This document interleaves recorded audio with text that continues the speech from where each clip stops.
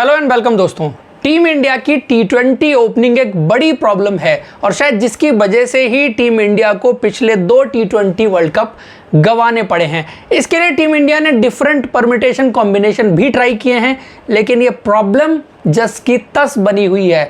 शायद एक खिलाड़ी तो आपने फाइंड आउट कर लिया है, फाइनल कर लिया है कि आपका एक टी20 ओपनर कौन होगा, बट दूसरी तरफ आप किसी खिलाड़ी को बड़ी एक्सपेक्टेशंस के साथ लाते हैं, लेकिन परफॉर्मेंस और डिलीवरी उन खिलाड़ियों से देखने को नहीं मिली है। तो अभी भी टीम इंडिया टी20 में ओपनिंग का कॉम्बिनेशन क्या होना चाहिए उसको तलाश रही है। और इस वक्त अगर रेकनिंग में बात करें, कुछ खिलाड़ी हैं जिनके बारे में हम इस वीडियो में डिस्कशन करने वाले हैं कि कौन कौन से वो खिलाड़ी हैं, एक तो वो रेकनिंग में हैं और किसको शुभमन गिल के साथ टी20 क्रिकेट में ओपन करना चाहिए। अगर आप नए हैं और आपने अब तक हमारे चैनल को सब्सक्राइब नहीं किया तो सबसे पहले सब्सक्राइब कर लीजिए और नोटिफिकेशन की घंटी दबा लीजिए। वीडियो अच्छा लगे तो लाइक और शेयर जरूर करिएगा। सबसे पहले मैं आपको बताता हूं कि इस वक्त टीम इंडिया के पास ऑप्शंस क्या क्या हैं, क्योंकि कुछ खिलाड़ी हैं जो ऑलरेडी ड्रेसिंग रूम में हैं, टीम के अंदर हैं, लेकिन उनसे परफॉर्मेंस देखने को नहीं मिल रही। चाहे वो ईशान किशन का नाम हो, चाहे वो पृथ्वी शॉ का नाम हो, ऋतुराज गायकवाड़ इससे पहले रहे थे, और अब कुछ खिलाड़ी हैं जिन्होंने आईपीएल में दमदार प्रदर्शन किया है, जिसकी वजह से उनकी जगह को लेकर के बात होनी शुरू हुई है। तो सबसे पहले हम बात करते हैं पृथ्वी शॉ की बात करते हैं, क्योंकि पृथ्वी शॉ को आखिरी टी20 सीरीज में टीम इंडिया में सेलेक्ट किया गया था, लेकिन 11 खेलने का मौका नहीं मिला। तो बहुत हाय तौबा मची थी कि पृथ्वी शॉ, बिकॉज तरीके की बात जहां तक की जाए कि आप ओपनिंग में जिस चीज के लिए सफर करते रहे थे वो ये था कि खिलाड़ी आकर के इंटेंट के साथ नहीं खेलते, पहले 6 ओवर को मैक्सिमाइज करने की कोशिश नहीं करते। तो पृथ्वी शॉ उस रोल के लिहाज से बहुत ही परफेक्ट कैंडिडेट थे। लेकिन अब प्रॉब्लम क्या हो रही है कि इस आईपीएल में पृथ्वी शॉ एकदम फॉर्म उनकी नीचे चली गई है, रन्स तक बने नहीं है और दिल्ली कैपिटल्स की टीम ने उनको 11 से भी बाहर कर दिया है। जो खिलाड़ी अपनी फ्रेंचाइजी की टीम में 11 में सेलेक्ट नहीं हो सकता, तो क्या वो इंडियन टीम की 11 में सेलेक्ट हो सकता है? इस फॉर्म पर खिलाड़ी खराब नहीं हुआ है, ये भी एक फैक्ट एडमिट करने वाली चीज है, बट करंट फॉर्म और इस वक्त उनके रन ना बनना ये सबसे बड़ी समस्या है। तो इस फॉर्म के बेसिस पर तो उनको टीम इंडिया में कंसीडर बिल्कुल नहीं किया जा सकता। और टाइमिंग की भी बात है, यह हाई टाइम था कि उनको सेलेक्ट किया जाता, उनको ओपन कराया जाता, लेकिन इस वक्त उनका फॉर्म में नीचे जाना, शायद आगे उनको कब अपॉर्चुनिटी मिल पाएगी ये कोई नहीं जानता, क्योंकि अब यहां से उनको दोबारा से डोमेस्टिक क्रिकेट में जाके परफॉर्म करना होगा, रन बनाने होंगे, आईपीएल का सीजन बेहतर करना होगा, फिर जाके दोबारा से उनके सिलेक्शन की बात होगी। उसके बाद अगले खिलाड़ी की बात करें, ईशान किशन। तो ईशान किशन जब वर्ल्ड कप के लिए टीम सेलेक्ट हो रही थी तब इनके नाम पर भी बहुत चर्चा हुई थी कि अगर इनको सेलेक्ट कर लेते तो वर्ल्ड कप अपना था। लेकिन वर्ल्ड कप के बाद ये जितने भी मैचेस खेले हैं इंडिया के लिए कंप्लीट फेलियर रहा है, और दिख भी रहा है कि जिस तरह से स्ट्रगल कर रहे हैं against fast bowler, against spinner, और जो स्ट्रगल इनका जो बेसिकली टेक्निकल चीजें हैं, इनकी बल्लेबाजी में जो खामियां हैं, टेक्निकल डिफिशिएंसीज हैं, वो बुरी तरह से एक्सपोज हो गई हैं। और अब आके आप आईपीएल में भी देख रहे हैं, वहां पर भी परफॉर्मेंस नहीं हो रही है। तो ये बड़ा ड्रॉबैक ईशान किशन के साथ कहीं ना कहीं देखने को मिल रहा है, और उनके नाम के आगे वो इंटरनेशनल फेलियर भी हैं और ये आईपीएल के भी फेलियर हैं। तो इस वजह से मुझे लगता है कि अगली सीरीज जब भी होगी तो वो ईशान किशन भी टीम इंडिया से बाहर जाने चाहिए, क्योंकि अब किसी को इससे ज्यादा मौके और नहीं दिए जा सकते। उसके बाद अगले खिलाड़ी की बात की जाए, अगले खिलाड़ी हैं ऋतुराज गायकवाड़। इनका सिलेक्शन बड़ा फेयर है, क्योंकि अभी अगर इनकी करंट फॉर्म की बात करें, आईपीएल में बहुत अच्छी रही है, पहले भी टीम में सेलेक्ट हुए थे, लेकिन जब सेलेक्ट हुए थे तब परफॉर्म नहीं किया था, वो शायद इनके लिए ड्रॉबैक रहा था। लेकिन अब अगर देखें तो इनको कंसीडर जरूर किया जाएगा, इनकी पहले की परफॉर्मेंस, आईपीएल के जिस तरह के सीजन्स इनके लिए जाते रहे, और इस बार इन्होंने अपनी बल्लेबाजी में एक चीज करने की कोशिश की थी कि इंटेंट के साथ, बेहतर स्ट्राइक रेट्स के साथ शुरुआत करने की कोशिश की, क्योंकि इनकी बल्लेबाजी में इससे पहले जो शिकायत रही थी कि ये स्लो स्टार्टर हैं, धीमा स्टार्ट करते हैं, बाद में एक्सेलरेट बहुत अच्छा करते हैं।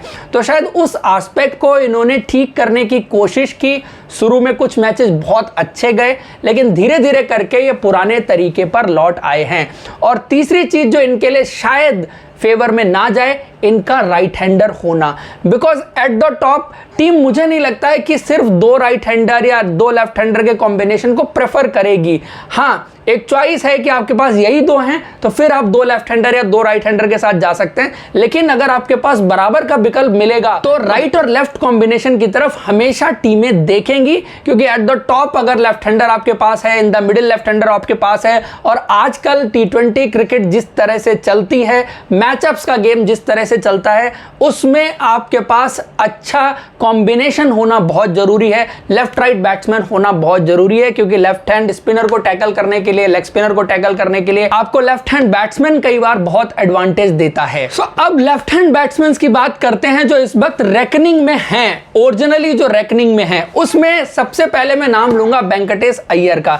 वेंकटेश अय्यर को टीम इंडिया ने कभी सोचा नहीं कि ओपन कराया जाए, लेकिन जिस फ्रेंचाइजी की किस्मत उन्होंने अपनी ओपनिंग से बदली थी, कोलकाता नाइट राइडर्स की, उस फ्रेंचाइजी ने अगले सीजन उन्होंने परफॉर्म नहीं किया। और ये बड़ी नेचुरल चीज है कि नया खिलाड़ी आता है तो पहला सीजन उसके लिए थोड़ा आसान होता है, दूसरा सीजन थोड़ा सा टफ होता है, लेकिन उसके बाद वापसी कैसी होती है। तो इस सीजन उन्होंने वापसी बहुत शानदार करके दिखाई है, भले ही वो 3 नंबर खेल रहे हैं। और इंडियन बैटिंग ऑर्डर में अगर आप देखें, वेंकटेश अय्यर जैसा खिलाड़ी अगर आता है एट द टॉप, तो एक तो आपको वो लेफ्ट हैंडर वाला एलिमेंट देता है, दूसरी चीज आपको वो गेंदबाजी का भी थोड़ा बहुत जो आपको कुशन चाहिए वो कहीं ना कहीं दे देता है। लेकिन इनके साथ दिक्कत क्या है कि इस सीजन जो रन्स बने हैं उनमें इनकंसिस्टेंसी बहुत रही है। एक अच्छी पारी खेल दी, 2 खराब पारी, एक अच्छी पारी फिर कुछ खराब पारी, तो ये सारी चीजें आगे चल करके देखनी पड़ेंगी। बट कैंडिडेट ओवरऑल देखे ना, बुरे नहीं है। उसके बाद जो मेन कंटेंडर मुझे लगता है कि इस सीजन जिसने अपने लिए जगह बनाई है और उस प्लेस को वो अर्न करता हुआ दिख रहा है,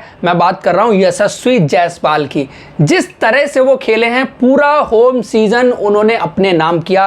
क्रिकेट का फॉर्मेट कोई भी रहा हो, टूर्नामेंट कोई भी रहा हो, उन्होंने हर जगह रन बनाए। और पिछले 1 साल में जो अपनी हिटिंग एबिलिटी पर और स्ट्राइकिंग पर उन्होंने जो मेहनत की है, उसकी झलक आपको इस बार के आईपीएल में देखने को मिल रही है। जितने लंबे लंबे छक्के वो लगा रहे हैं, जितना इजीली वो बाउंड्री रोप को क्लियर कर रहे हैं, ये देखते ही बनता है। और दूसरी चीज, उनकी बल्लेबाजी में वो वर्सेटाइल चीजें आपको देखने को मिल रही हैं। He is not limited for some shots only, उनके पास शॉट्स वो सारे हैं जो मॉडर्न डे T20 क्रिकेट में बल्लेबाज खेलते हैं, चाहे वो स्वीप शॉट हो, चाहे वो रिवर्स स्वीप हो, चाहे स्कूप हो, वो सारे शॉट्स वो खेलते हैं।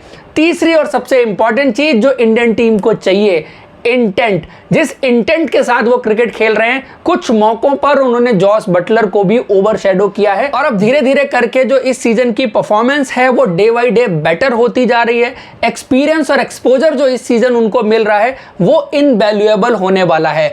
एज ए प्लेयर, उनके डेवलपमेंट के पॉइंट ऑफ व्यू से आईपीएल का सीजन उनके लिए बहुत ही शानदार गया है।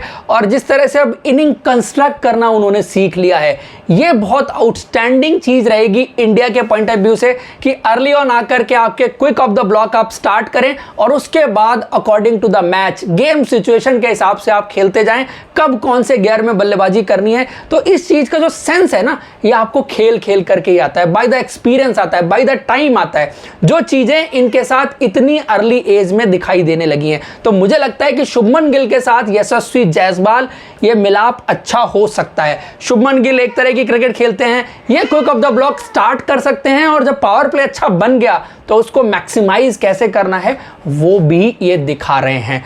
आप सबकी क्या राय है कि शुभमन गिल के साथ टीम इंडिया में दूसरा ओपनर कौन होना चाहिए? कमेंट करके जरूर बताइए। वीडियो और डिस्कशन अच्छा लगा है तो लाइक, और हमारे चैनल को अब तक आपने सब्सक्राइब नहीं किया तो सब्सक्राइब जरूर करें। Thank you so much, see you in next video.